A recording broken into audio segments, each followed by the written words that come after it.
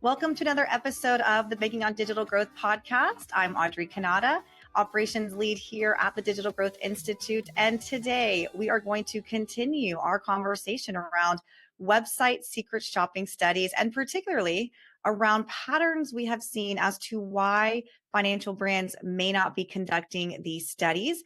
And there are three reasons in particular that we're going to highlight for you today. But first, let's welcome James Robert Lay, founder and CEO of the Digital Growth Institute.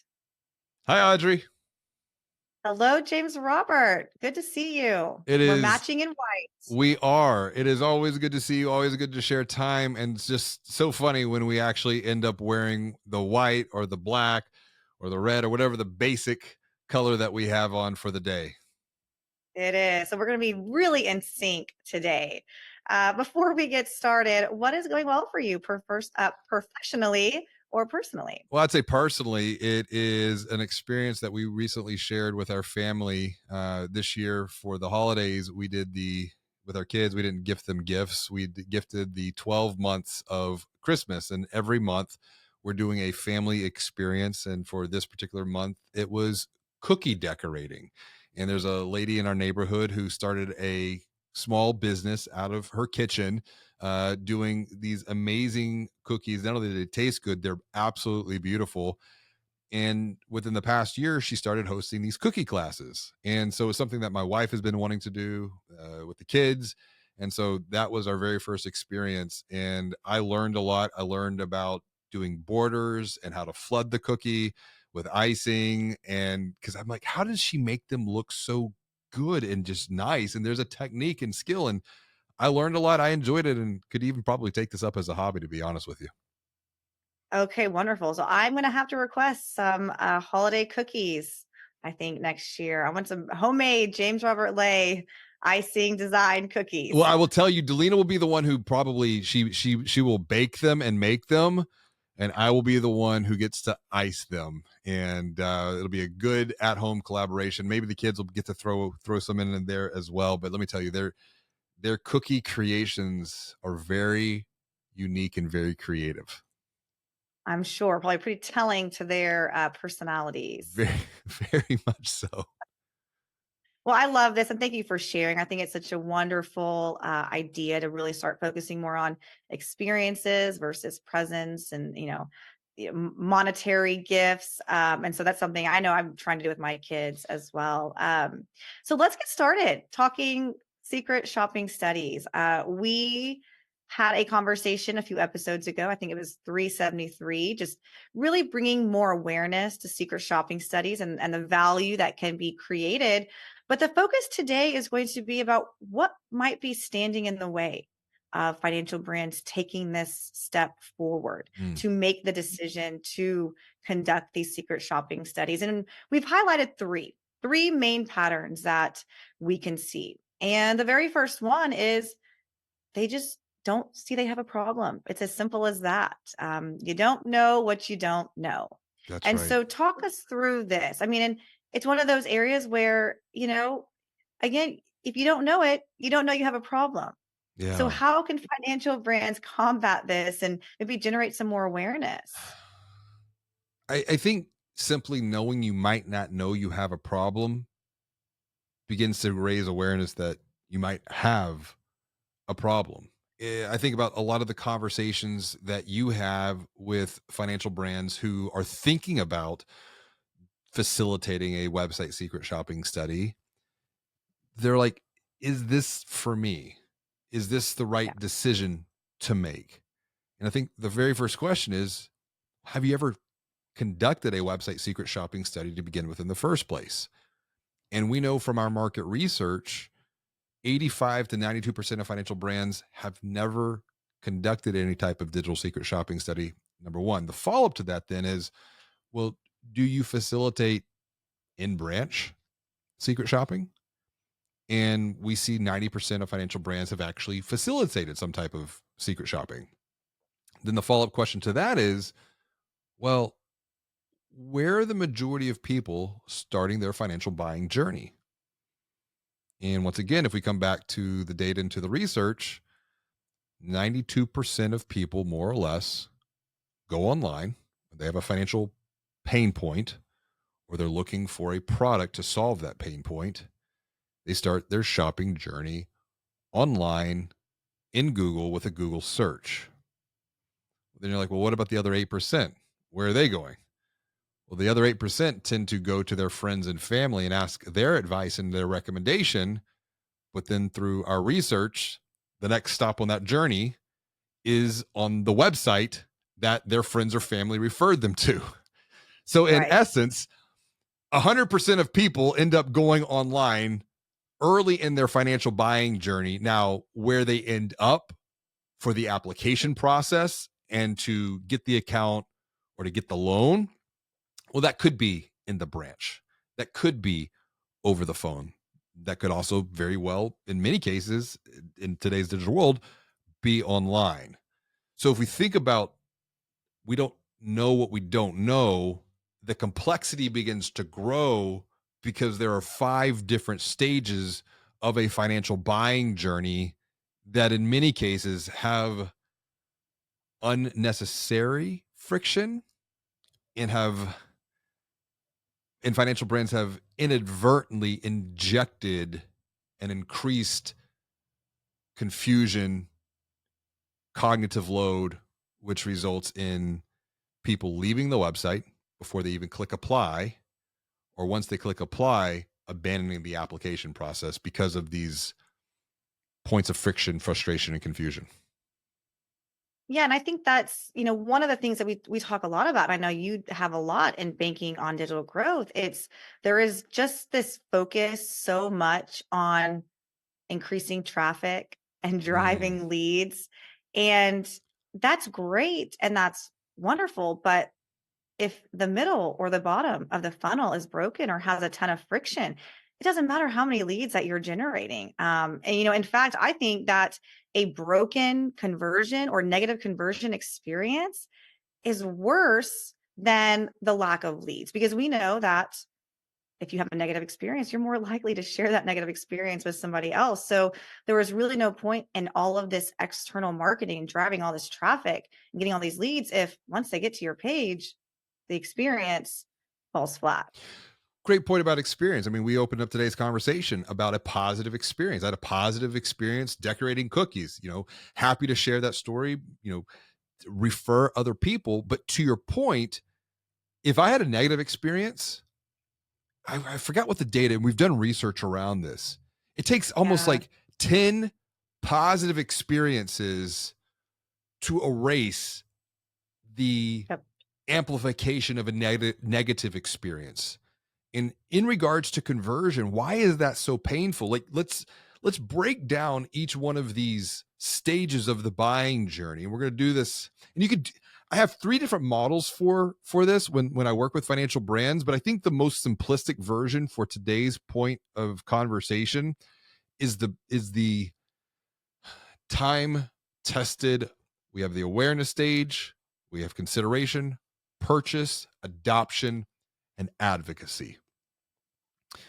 And then if we said, well, if we need to focus on just a few areas, let's go to the top of the funnel and let's just focus on awareness, consideration, and purchase. But let's reframe that to more practicality. And we'll call this TLC.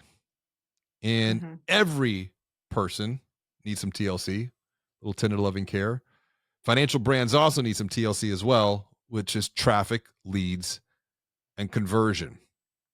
Back to your point, financial brands think we want to maximize our digital growth. We need to go get more traffic. And there's multiple ways you can do that. The fastest, easiest, the quickest is you go and buy that traffic. You could then increase your SEO game with content, social media, lots of different ways to get traffic at the top of the funnel for a particular product line.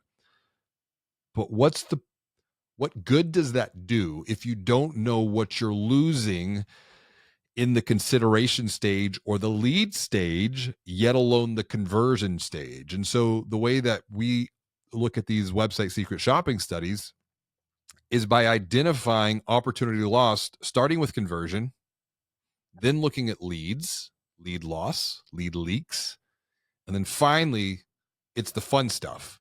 It's the Yeah. traffic. And really the traffic is the fun stuff. But we work from the bottom to the top instead of from the top to the bottom, because you identify the low hanging fruit in conversion, because you don't have to go out and get any more traffic. It's what are you Right. losing today? And in some cases, it's millions, if not tens of millions, or even hundreds of millions of dollars in loans and deposits over the course of a year, 12, 18 months. Yeah. So that's the first situation that we run into all the time. It's that financial brands just simply don't realize that there is a problem. Mm. The second thing that we run into is they may realize they have a problem, but it doesn't hurt enough for them to focus on fixing it. And we saw this very specific situation where this happened with a financial brand that we were working with. They identified a problem, and it was a very easy fix, but it was a very big hindrance to the experience. And we followed up a few months later and noticed that the problem hadn't been fixed. Yeah. And then we looked a month later, they still had the same Mm. problem. Talk us through this experience. I know you remember exactly what I'm talking about. I know exactly what you're talking about. And it is one that you can lead a horse to water, but you can't make them Yep. drink. And Yep. that's where, when we facilitate these website secret shopping studies, we are surfacing a tremendous amount of awareness into opportunity loss. And for this one particular financial brand, they were losing, and this is not hyperbole, tens of millions of dollars in deposits, because this particular product, if I think about the amount of traffic that was being, just coming to this page through their current activities, there was no easy way. Our website secret shopping study found that there was no easy way for a prospective account holder to apply. Mhm. And this did not come from a qualitative study. This actually came from the quantitative side of the work that we do when we were running heat maps, click maps, and in this particular instance, a scroll map. And what a scroll map is when we look at the big data set, how much data is coming to a page on your website, how far down, or how many people percentage wise are getting to 30% down your page, 50% down your page, 80% down your page, 90, so forth and so on. And this is a color coded map. So Yep. top of the page, you're getting 180%. It's green. It's fantastic. But the more you go down the page, it turns cold. So it turns a blue. In this particular case, this institution's primary call to action to open a checking account was at the very bottom of the page. And the reason why it was at the bottom of the page, the way they explained it, made a ton of sense. Like, logically Sure. speaking, Sure. they because we asked them, well, why is this down here? And they shared, and okay. And we had the hypothesis that this was causing them pain. Back to the point of the previous, they didn't know what they didn't know. And so through this study, we found 100% of people on a desktop as well as a mobile device never saw the CTA. Yeah. Never. And we also saw through click maps where people were attempting to take action, but they couldn't do anything because what they were trying to click on, it appeared to be a navigational button on the page, didn't go anywhere. And that Right. leads to, in the world of website secret shopping, that leads to click rage. And so that Yes. increases, we think about this experience of negative emotions, a lack of clarity, it's confusion. Confusion leads to conflict. And when you're in a repeated state of conflict, it leads to chaos. And in this particular case, it was click rage because they had an It was. expectation to do something, but they couldn't achieve what they were looking to do. So they left. And this site, it was a beautiful site. And the content on the page was very well done. And I so, think they won some awards for this particular yeah, site too recently. it was wonderful. I mean, they had a lot of great information, very helpful information, which is fantastic.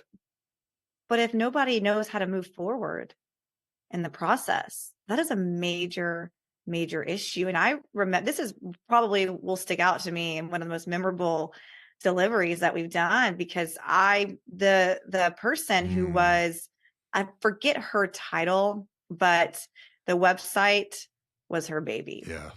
And it hearing that news, you could just see on her face just this, I don't know if it was surprise, or almost maybe a little embarrassment, which is never our goal and our intent. And for whatever reason, though, the the problem didn't get fixed, and it was a simple move the CTA to the top of the page, where people are looking or to where they expect it, which is what the data shows us. Mhm.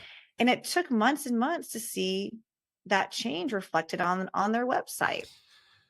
This comes back to, and we talked about this on a previous podcast about website secret shopping studies, but the emotional impact that hearing your baby or your child is not as pretty. And that's not the best way to frame it because something can Well look behaved. well behaved. That's a better way to frame it because a lot of times in reality, we don't really care what the website quote unquote looks like. I think Right, there's an over index on how pretty it right, looks because beauty is in the eye of the beholder. And you might think that you have this beautiful website and it's won some industry awards. Here's the thing, no one cares. right. You care. Maybe your team cares. Maybe your organization cares. But if you go outside into the quote unquote, into the real world, and you're presenting this website to prospective account holders, or if what prospective account holders are coming to this website, they don't care how pretty it looks. They don't care that it's won these awards. They care about one thing, solving the pain that they have. Yeah, And they're looking for a solution, a cure. I'm not saying that design doesn't matter. User right. experience doesn't matter. It definitely does. What matters even more so, are we making it easy to guide someone from a present day state of pain to get them past that pain to an even better future? And in this particular case, there was no clear call to action to help do that. And so when people were visiting this particular page, great content, it was very pretty. Now what? And coming back No to your action. point, no action, no call, no easily identifiable call to action. And internally the perception was, well, we have it. It's there. In the frustration when we shared this with this particular individual who was overseeing the website, they almost literally point by point went through the Kubler-Ross grief cycle. They started with denial, and this was within like a 60 to 90-minute delivery. Started with denial, then they got angry, and they didn't express that verbally, but it was very clear through the body language. Then they started trying to like bargain back and forth, and that came through some follow-ups. And then finally they hit this period of like depression. And I remember like that vividly. And then it was acceptance. But it took them, was it like 6 to 9 months? When in reality, it was a 5 minute fix. It was a 5 minute fix that cost them tens of millions of dollars over that 6 to 9 month period of time. And that's why it's so important. You can create the awareness, You can inspire action. But many times, these financial brands, you need some accountability to ensure that action is taken and applied going forward. Yeah, 100%. And that kind of leads us to the third point Mm, that might stop a financial brand from moving forward with a secret shopping study or even implementing changes is they may know they have a problem and that problem may hurt, but they feel stuck. And this is something we see a lot, and we know how painful this is. In fact, I've mm. had conversations just in the last few weeks. They feel like they cannot move and make progress because they are limited with their tech stack. And Yeah. this is where we've been able to really take our engagement in this relationship a little bit further, to work through some of these changes because of this complex. I mean, even just the word tech stack for me, Mhm. and I'm not even in it, it like I get the head explode emoji. So many moving parts and different, things talking to each other. So I know you have one in particular experience you had with a financial brand who this was the case. They were very they wanted to move further and faster. I mean, they probably conducted 5 secret shopping studies in a matter of months because they were ready to go, I but want to then I they want were to I stuck. want to I want to pause on that point real fast. Sure. We don't recommend that.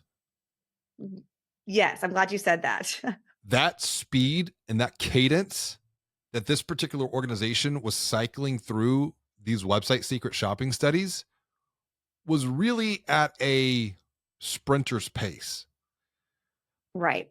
I recommend more of a marathon mentality here to where one focus for one product, one study every 90 days. Because then over the Yeah. next 90-day period of time, you can apply that thinking while another product is being secret shopped. But coming back to this particular organization, they had the appetite. They knew, and we were very clear and we were very honest saying this is going to be a tremendous amount of knowledge that you're going to gain in a very short period of time. And the use case for this was they were building a new website. So they wanted Right. they wanted to get as much information up front so that they could apply this thinking going forward into their new website. Well, what happened was very quickly these website secret shopping studies surfaced some internal pains that extended beyond the quote unquote website. These pains permeated throughout the organization, in some cases, all the way up to senior leadership. Right. And that led to some early on, I would say, some uncomfortable conversations, but they were the much needed uncomfortable conversations because for them to get the proper technology, to get the proper alignment, to get the proper buy in, to not just build another glorified website, but to build a website that sells as part of a larger digital growth engine, they had to go through this experience, temporary pain made people feel uncomfortable, but in hindsight and retrospect, they experienced long-term gain, not just from a value creation standpoint, but from increased alignment throughout multiple areas of the organization. Yeah, that happens a lot. We will start off working with just a marketing team on a secret shopping study, and we'll do one or two, or maybe even, quarterly.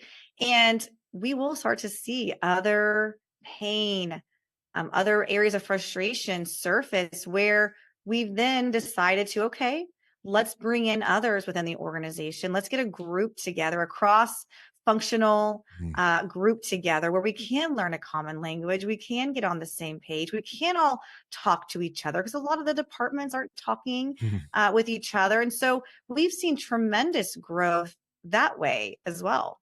Yeah, common language is so critical here. And I think that's the misunderstanding.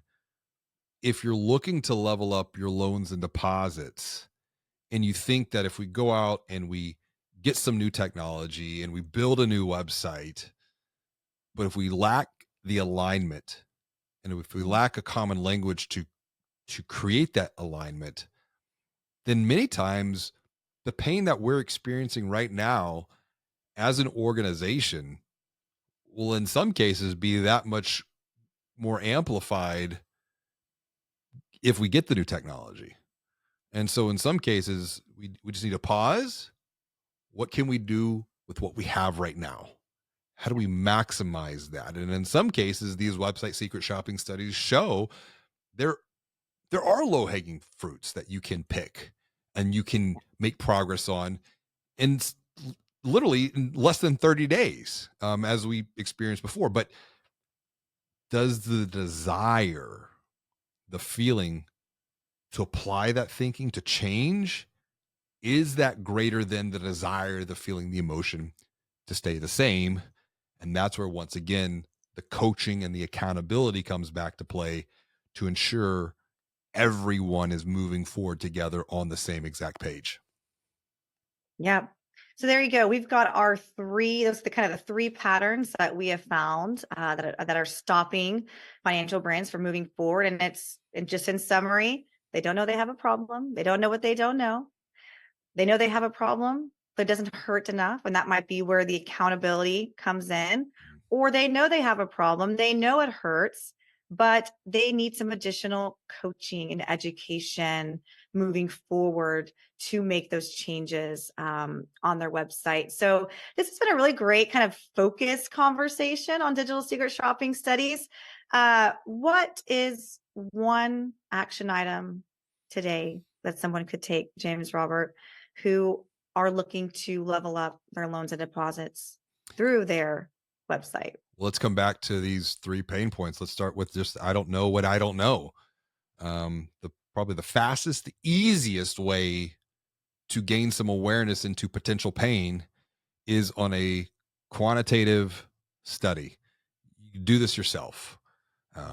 Integrate some web tracking software, and you can run heat maps. You can run your click maps. You can run your scroll maps, and you can identify the patterns of pain, the common patterns of pain that are causing people problem that, as a result, are limiting your conversions. And when you identify those problems, in some cases, they're quick fixes. Yeah. That's probably the best way, most simplest way to begin on your own is just to look for some of these low hanging fruits and identifying the patterns that cause people pain to create the awareness and go beyond. I don't know what I don't know. Well, now you know. Now you take some action, but maybe you need some accountability to ensure that action continues to follow through going forward into the future. Thank you, James Robert. It was a great recommendation moving forward. We appreciate your time again, joining us today and digging into secret shopping studies. Always fun to be able to share experiences that help others level up their loans and deposits. Absolutely. Thank you so much for joining us for another episode of the Banking on Digital Growth podcast.